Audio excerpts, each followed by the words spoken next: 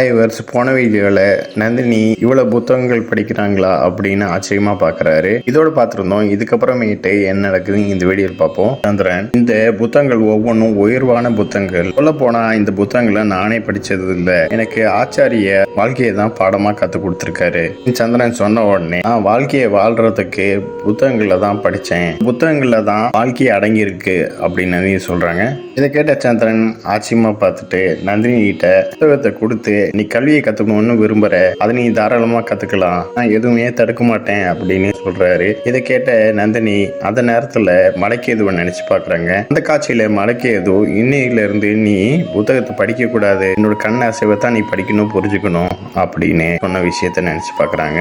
அடுத்த காட்சியில சந்திரன், எதுக்காக என்னைய பார்த்துட்டு இருக்க, எடுத்துக்கோ உன்னோட புத்தகத்தை அப்படின்னு சொல்லிட்டு கொடுக்குறாரு. நந்தினி இந்த புத்தகத்தெல்லாம் தன்னோட கையில வச்சுக்கிட்டு தன்னோட தந்தையை நினைச்சு அழுதுட்டு இருக்காங்க. சந்திரன் நீ அழுகிறத பார்த்துட்டு யோசனை பண்றாரு. இதுக்கப்புறமேட்டு நந்தினி அந்த இடத்துல படுத்து தூங்கிடுறாங்க. சந்திரன் நந்தினி பக்கத்துல போய், இவ இத்தனை புத்தகங்கள் படிச்சிட்டு இருக்காளா, கல்வி மேல இவளுக்கு இவ்வளவு பிரியுமா சொல்லி ஒவ்வொரு புத்தகத்தையும் எடுத்து பார்த்து, இந்த புத்தகத்தெல்லாம் படிச்சு முடிச்சிட்டாளா, இது படிக்கிறதுக்கு பல வருஷம் ஆகுமே, ஒருவேளை இவளோட வயசு தெரியாம இருக்கிறதுக்கு தான் இந்த அலங்காரம் எல்லாம் பண்ணிருக்காளா அப்படின்னு சொல்றாரு. படிக்கிறதெல்லாம் உயர்வான புத்தகங்களா படிக்கிறா, ஆனா செய்யற விஷயம் எல்லாம் முட்டாள் மாதிரி செய்யறா அப்படின்னு சொல்லிட்டு ஒவ்வொரு புத்தகத்தையும் எடுத்து பாக்குறாரு. இந்த புத்தகம் எல்லாம் படிக்கிறதுக்கு 20 வருஷம் ஆயிருக்குமே, எனக்கு ஒவ்வொரு புத்தகத்தையும் பாக்குறப்ப இவளோட வயசு மேல எனக்கு ரொம்ப சந்தேகமா வருது அப்படின்னு சந்திரன் சொல்றாரு. நந்தினி பக்கத்துல இருக்கிற புத்தகத்தை போய் எடுக்கிறாரு. அந்த நேரத்துல நந்தினி, நீங்க சொல்றது உண்மைதானே, எனக்கு ரொம்ப பயமா இருக்கு அப்படின்னு தூக்கத்துல உளறாங்க. எல்லாமே சரியா போயிருக்குள்ள,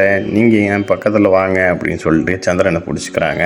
என்னை விட்டு எங்கேயும் போயிடாதீங்க, நான் ரொம்ப தனிமையில இருக்கேன், இருளா இருக்கு அப்படின்னு சொல்லிட்டு தூக்கத்துல உளறிட்டு இருக்காங்க. கேட்ட சந்திரனும், சரி சரி நான் எங்கேயும் போகல, இங்கே தான் இருக்கேன் அப்படிங்கிறாரு. கெட்ட கனவு கண்டுட்டு இருக்க, குளிச்சுக்கோ அப்படிங்கிறாரு சந்திரன். என்னோட அருகிலே இருங்க அப்படின்னு நந்தினி சொல்றாங்க. சந்திரனும் சரி சரி நான் இங்கே இருக்கேன் அப்படிங்கிறாரு. இவளை அமைதியாக்குறது கூட எவ்வளவு கடினமா இருக்கு, உறக்கத்துல இருக்கிறவங்க மேல நம்ம எப்படி கோவப்படுறது அப்படின்னு சொல்லிட்டு சந்திரன் பக்கத்துல இருக்கிற புக்கை எடுத்து நந்தினி பக்கத்துல வச்சுட்டு அந்த இடத்த விட்டு போறாரு. அடுத்த காட்சியில ஹெல்னா ஆட்சி மாறினால இருக்கிற ஏற்பாடுகளும் மாறணும், என்னோட உத்தரவை கேட்டு அதுக்கு ஏத்தாப்புலயே நீங்க செய்யணும் அப்படின்னு அங்க இருக்கிற பணிப்பெண்கள்கிட்ட சொல்றாங்க. இங்க இருக்கிற சந்திராவோட அறையோட என்னோட அறை பெருசா இருக்கணும், என்னோட தாய் அறையில எந்த குறையும் இருக்கக்கூடாது, அதுவும் பெருசா தான் இருக்கணும், அந்த புறத்துல என்னோட தோழிகளும் என்னோட உறவினர்களும் இருப்பாங்க, அரண்மனையோட பின்புறத்துல நீங்க எல்லாருமே இருக்கலாம். முக்கியமான விஷயம் என்னன்னா,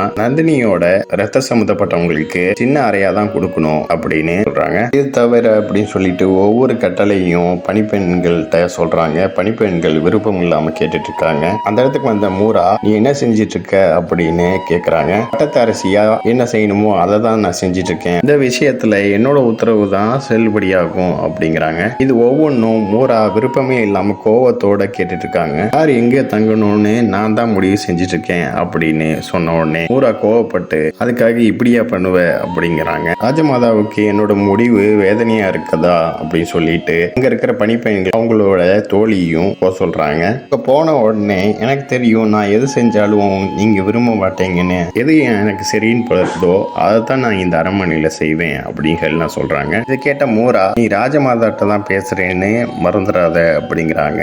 மகத நாட்டு பட்டத்தரசிட்டு தான் நீங்க பேசுறீங்கன்னு நீங்களும் மறந்துடாதீங்க அப்படின்னு சொல்றாங்க. சரியா சொன்ன, பட்டத்தரசி ராஜமாதாட்ட எப்படி நடந்துக்கிறா அப்படிங்கறத சந்திரன் தெரிஞ்சுக்கணும் அப்படின்னு மூரா சொல்றாங்க. ஒருவேளை நீங்க அப்படி சொன்னீங்கன்னா அதோட பின் வேலையவே நீங்க ஏத்துக்கணும், இந்த யுத்தம் நம்ம 2 பேத்துக்கு மட்டும் இருந்துன்னா நல்லா இருக்கும் அப்படின்னு எல்லாம் சொல்றாங்க.